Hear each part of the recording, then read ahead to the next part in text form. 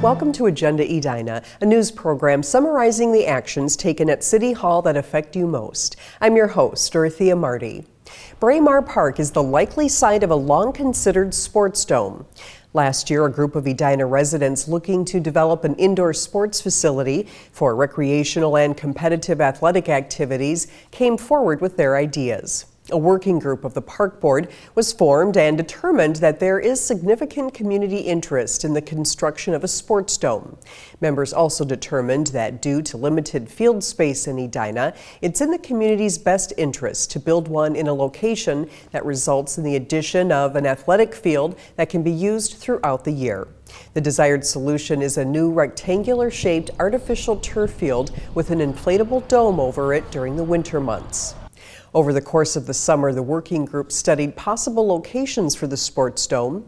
Members found that the Braemar soccer field is the least expensive of those evaluated and provides the best access to staff resources and parking.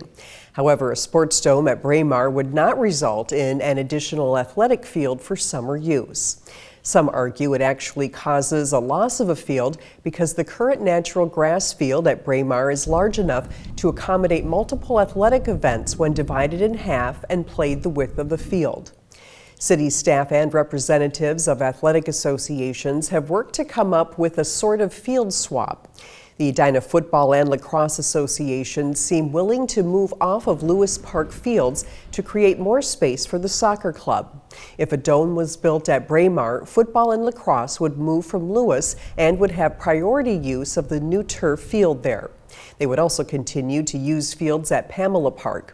Staff will study the fields at Lewis Park to determine if one of the fields could be widened to recreate the Braemar Arena athletic field width for the soccer club. It's certainly a good situation for both football and soccer. Giving soccer a large natural grass venue is certainly ideal.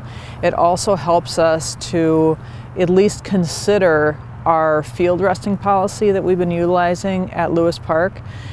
We have been resting one field at Lewis because football is really tough on natural grass fields. So if we were able to take them off of Lewis and move them over to the Braemar field site, we would potentially be able to eliminate the field rest at Lewis. The consulting team of the Cunningham Group, Anderson Johnson Associates, and Park and Recreation Consultants will complete a site feasibility study of the Braemar soccer field.